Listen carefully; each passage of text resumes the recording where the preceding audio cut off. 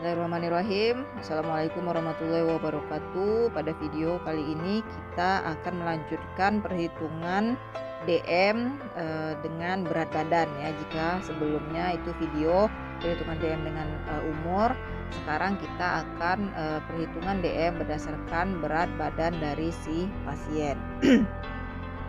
Untuk zat aktif yang umumnya itu pakai perhitungan berat badan itu adalah isoniazid ya. Jadi isoniazidum itu umumnya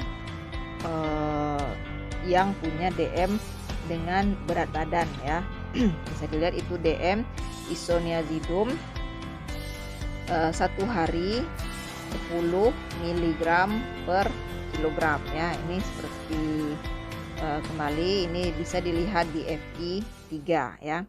Isoniazidum itu DM 1 harinya 10 mg per kilogram berat badan berarti ya, sehingga data dari si pasien tidak cukup hanya umur tetapi juga harus disertakan berat badannya, karena tidak bisa perhitungannya hanya menggunakan di umur. Dia wajib DM-nya itu tertera adalah dengan berat badannya dari si pasien ya.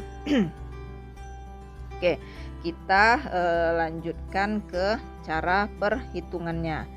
Untuk perhitungan dengan berat badan ini kita tidak perlu lagi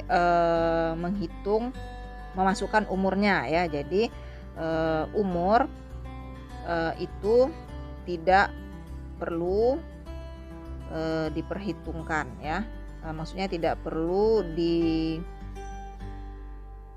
hitung-hitungannya gitu, atau tidak ada di rumusnya tadi ya, karena misalnya seperti ini ya, 12/20 dikali berapa, 10 mg per kilogram. Jadi nggak bisa dia jadi satuannya gitu nggak akan bisa sama gitu ya. Ini kan satuannya umur. Nah kalau yang biasa kan itu adalah 12/20 dikali sudah langsung itu misalnya 60 mg, sehingga ujung-ujungnya satuannya itu adalah dalam miligram gitu ya. Jadi kalau untuk di berat badan itu tidak bisa kita perhitungkan dengan menggunakan umur, sehingga untuk perhitungannya itu langsung saja di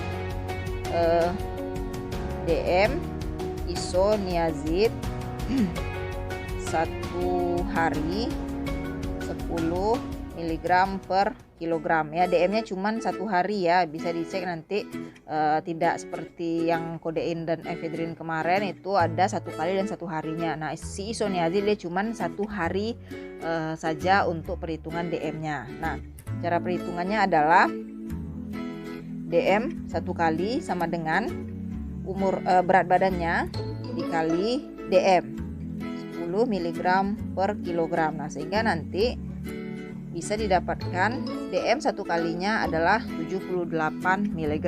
Nah ini yang seperti keumuman ini ada di dengan DM dengan umur gitu ya, baru dia bisa kita perhitungkan untuk persen DM ini 1 hari, persen DM 1 harinya ya. Kita lihat lagi signanya S10 strip 0 itu artinya berdasarkan waktu pakainya. Sehingga yang ada di sini adalah angka 1 di pagi, 0 di siang, dan 0 di malam. Artinya pasien hanya mengkonsumsi obat ini 1 kali sehari pada pagi hari, sehingga persennya itu adalah 1 itu adalah signanya dikali 78 mg.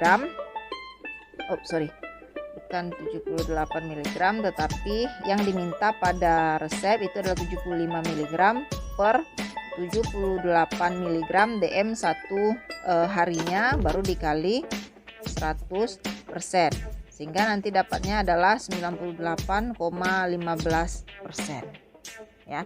Jadi seperti ini untuk perhitungannya.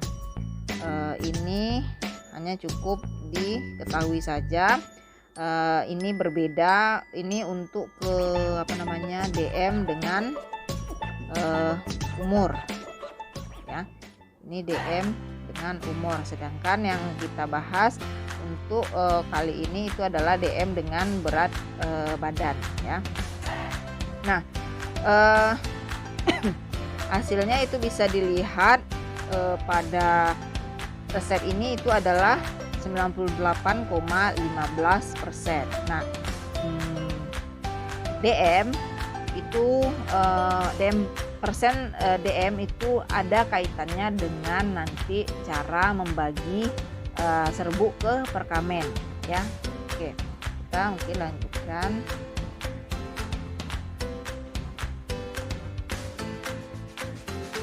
Kaitan antara persen DM terhadap cara membagi serbuk ya. Oke, untuk di peraturannya DM itu mungkin kita buat ini saja ya.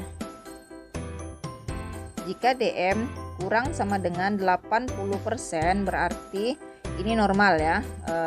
Normal, misalnya kalau dia genap langsung saja dibagi 2 di atas timbangan ya, di atas timbangan. Itu juga kalau dia ganjil, hitung dulu berat seluruh serbuknya untuk mengetahui berat satu bungkus. Nanti baru sisa dibagi 2 sama seperti yang genap ya, sama seperti yang jumlah genap. Oke, itu jika DM-nya pas kurang sama dengan di 80% ya. Nah, kondisi kedua, jika DM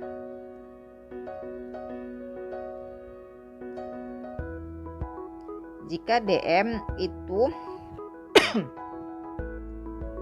81% sampai nanti ini adalah 100%, cara kerjanya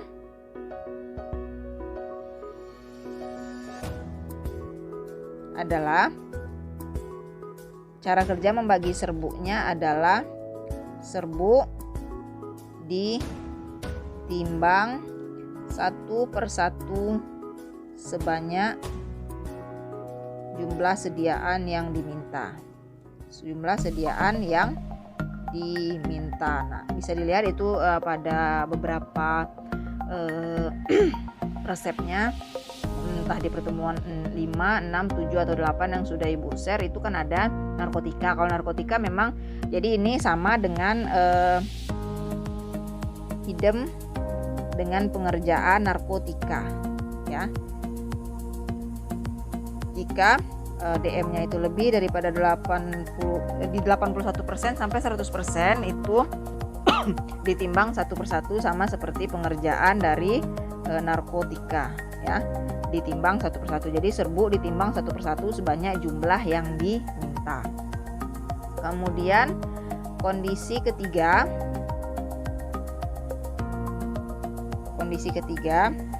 jika DM lebih dari 100% ya.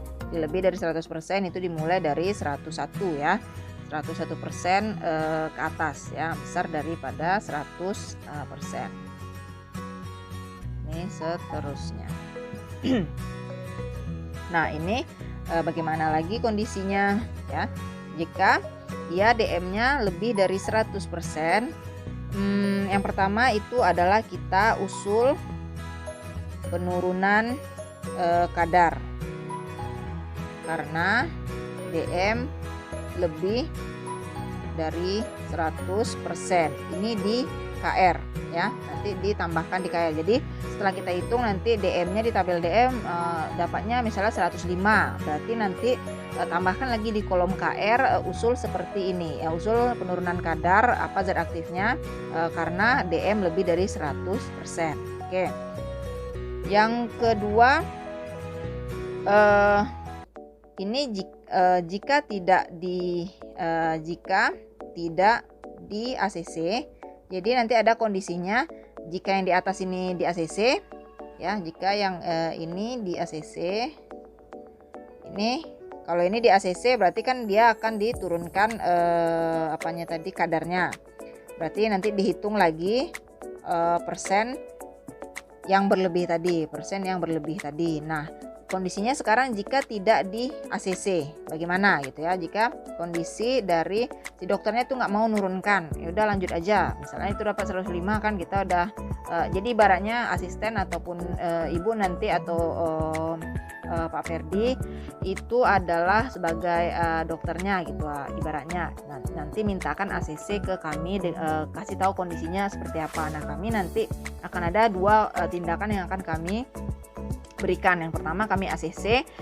Kalau kami ACC berarti ulang lagi perhitungan DM-nya, persen DM-nya sampai dia aman tidak lebih dari 100%. Nah, yang kedua adalah tidak di ACC. Jika tidak di ACC berarti caranya adalah mintakan paraf atau tanda tangan dari dokternya pada resep ya. Jadi misalnya nanti maju gitu ya, minta ACC Pak atau kakak asistennya Bu atau Ibu gitu ya, Bu ini DM-nya lebih dari 100%, ACC turunkan. Ibu cek, Ibu tidak mau turunkan, lanjut saja, Ibu bilang seperti itu ya. Jadi nanti langsung di mintakan ACC-nya di resepnya gitu. Jadi biasanya otomatis akan langsung Ibu tidak akan menurunkan, Ibu tidak akan menulis di resepnya, tetapi akan di Ibu paraf saja di bagian resepnya. Oke, nanti untuk lebih jelasnya akan Ibu buatkan video tentang pengerjaannya ini ya. Jadi ini sekarang hanya gambaran di kondisi jika DM ya, kita fokusnya itu adalah ke DM ya. Oke, jadi seperti itu kondisinya. Yang pertama berarti ada tiga kondisi untuk perhitungan DM. Yang pertama jika DM-nya itu normal, maksudnya kurang dari 80%, pembagian serbuknya itu normal seperti yang sudah diketahui, genap bagaimana, ganjil bagaimana, kurang dari 10 itu bagaimana, ya seperti yang sudah dipraktikumkan sebelumnya. Nah, jika nanti kondisinya adalah lebih dari 80% atau dalam ranknya itu 81% sampai 100%, kondisinya adalah ditimbang serbuknya satu persatu. Berarti kalau diminta 15 bungkus kami timbang satu persatu Bu? Ya, jadi caranya nanti dihitung dulu berat seluruh serbuknya dibagi berapa banyak yang diminta. Berarti itu untuk satu bungkus. Nah, dinaikkanlah ke timbangan sebanyak 15 kali untuk menaikkan untuk menimbangnya tadi. Misalnya itu didapatkan 150 mg per bungkusnya. Ada 15 bungkus. Berarti naikkan timbangan 150 mg dan dilakukan penaraan serbuknya itu sebanyak 15 kali untuk 15 bungkus serbuk. Oke, dilanjutkan. Yang ketiga itu kondisinya adalah jika DM-nya lebih dari 100% ya. Jika DM lebih dari 100% ada dua kondisinya. Yang pertama mintakan ACC penurunan kadarnya dari bahan aktif atau bahan obat yang berlebih DM-nya. Jika di ACC lanjutkan pekerjaan. Nah, jika tidak di ACC itu dimintakan paraf atau tanda tangan ya. Jadi fungsi ACC-nya ini sebagai bukti bahwa kita sebagai TTK nanti sudah menghitung dan ternyata didapatkan kondisi wah ini berlebih nih, seharusnya tidak sebanyak ini, akan berpengaruh nanti ke kondisi si pasien. Tetapi pada saat kita minta ACC kan dokternya tetap tidak mau menurunkan gitu ya. Jadi sebagai bukti kita tetap bisa bekerja, mintakan ACC. Nah, ACC itulah sebagai legalitas, ini resep oke atas persetujuan dokter. Kita hanya kan sebagai mengerjakan nih, kita hanya mengerjakan instruksi, pesan atau perintah yang dimintakan dokter pada resep. Sehingga apapun kondisinya itu dikomunikasikan sama si dokter. Nah, saat dokter tidak mau menurunkan, kita minta ACC, berarti dia sudah oke jika DM-nya berlebih. Artinya jika kenapa-kenapa sama si pasien karena kondisi DM-nya berlebih, itu sudah tanggung jawabnya si dokter. Dokter yang lebih tahu kondisi fisiologisnya dari tubuh si pasiennya. Nah, kita di farmasisnya sebagai DTK lebih spesifiknya itu hanya mengerjakan saja, meracik. Tanggung jawab kita ya hanya sampai di perhitungan ternyata berlebih, kita minta ACC tidak diturunkan, berarti kita lanjut kerja dengan artinya itu sudah persetujuan. Nah, hati-hati jika kondisi seperti ini tapi terlupa memintakan paraf atau ACC dari dokter. Jika terjadi sesuatu seperti yang tadi, nah itu yang baru yang disalahkan adalah kita. Tapi kalau kita sudah punya ACC atau paraf dari dokter, itu adalah ini legalitas untuk dari kitanya gitu. Berarti kita aman, ini adalah tanggung jawabnya si dokter. Ya. Oke. Mungkin sampai di sini dulu untuk penjelasan tentang DM. Nanti kita akan lanjutkan lagi apa itu pemahaman dari DM dan persen DM-nya. Oke, terima kasih. Assalamualaikum warahmatullahi wabarakatuh.